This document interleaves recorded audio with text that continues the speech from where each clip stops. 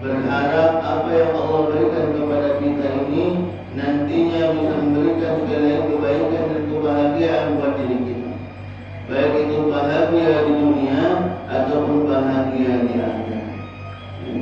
Karena ketika kita tidak memanfaatkan apa yang Allah berikan kepada kita ini, walaupun Allah ciptakan bagus sempurna, tapi kita sendiri yang tidak bisa mempergunakan apa yang Allah berikan kepada kita ini dengan baik, maka kita khawatir, takut kita ini nanti digolongkan dalam golongan orang-orang yang tidak pandai mensyukuri nikmat Allah.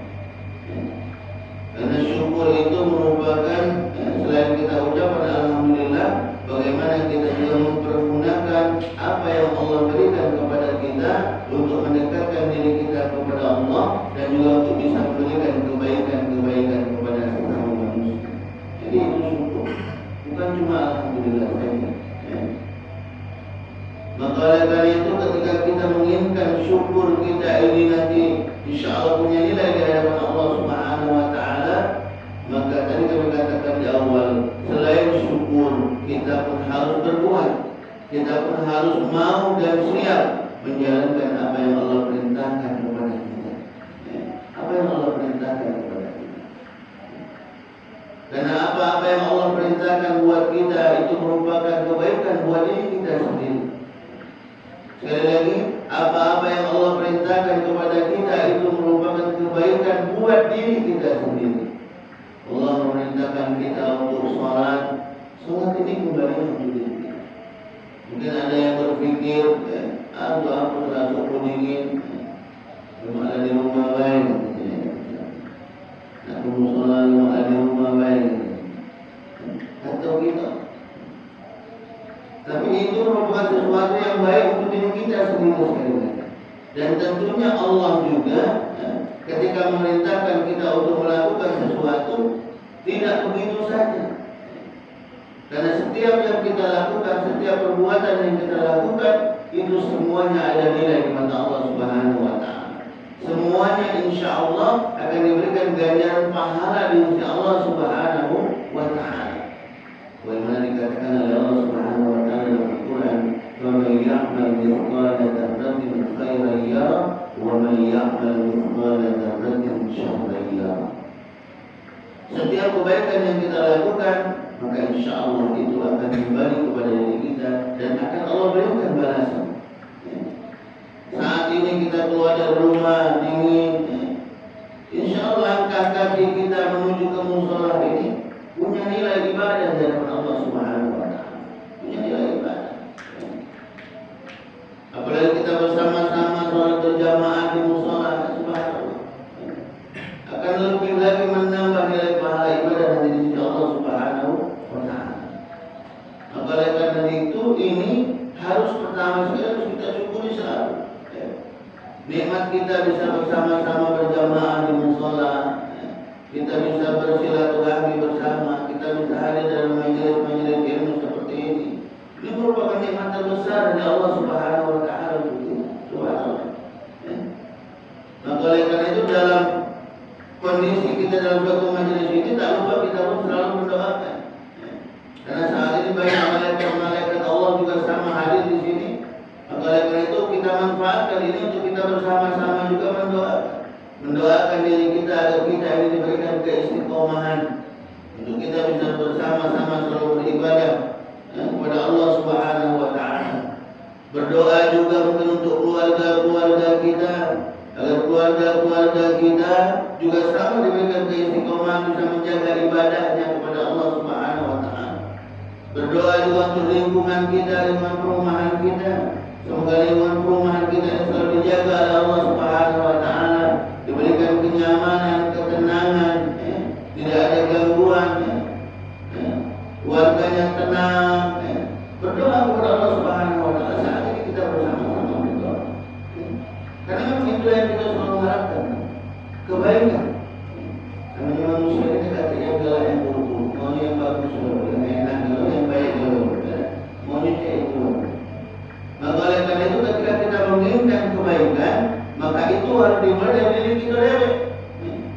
Jadi kita dulu yang mulai kebaikan. kebaikan, insya Allah yang lainnya loh, insya Allah pun akan memberikan kebaikan-kebaikan yang lain buat kita. Tapi kalau kita kepengen kebaikan dari Allah, tapi kita dewa maaf dan galak berbuat baik sama Allah, mustahil Pak. Allah nak berbuat baik sama kita. Karena itu tidak dimaksud, dimulai dari diri kita dulu, Namun kita ngajak keluarga kita, rumah kita sholat, kita sebagai suami juga harus mana caranya memimpin sholat kita di rumah ataupun kita ajak ke masjid. Diajak. Jangan lagi maaf kita suaminya sholat di rumah, keluarga kita yang di anak-anak kita masih tidur dan gerak sholat. Nah, kita ingat sebelum kita berangkat kita ngomong itu. Atau kagak selama hari itu mungkin masih tertidur dibangunkan. Ya. Kalau saat ini yang mungkin masih tertidur, ya, istrinya sudah bangun, istrinya bangunkan suaminya, bangunkan anak-anak. Mungkin suaminya sudah bangunkan istrinya tuh sama-sama ibadah sholat subuh. Kalau orang tua sudah bangun semua anak-anaknya masih tertidur, bangunkan anak-anak itu sama-sama sholat subuh. Begitu juga sama. Kalau orang tuanya masih tertidur, mungkin capek nonton bola, habis kumpul-kumpul masih tertidur, anaknya lah bangun kan anak. Anaknya bangun dari orang tua itu sama-sama ibadah. Sholatnya kita jauh. Ini penting sekali. Kenapa? Karena sholat ini kan sekali lagi kembali ke diri kita saja. Bukan untuk Allah, untuk diri kita. Untuk apa? Untuk jadi benteng bagi diri kita. Benteng dari diri kita. Benteng dari sesuatu yang dilarang oleh Allah Subhanahu wa taala. Ketika kita insya Allah istiqomah dalam ibadah, sholat kita bangun, maka insya Allah kita akan dijaga oleh Allah Subhanahu wa taala. Bagaimana dikatakan inna sholata tanha 'anil fahsya'i wal munkar. Sesungguhnya sholat itu mencegah dari perbuatan keji dan munkar. Jadi kalau kita sholatnya bagus, insya Allah yang namun hal-hal yang tidak diridhoi dari Allah Subhanahu wa taala kita akan dijauhi oleh Allah Subhanahu wa taala. Dijauhi.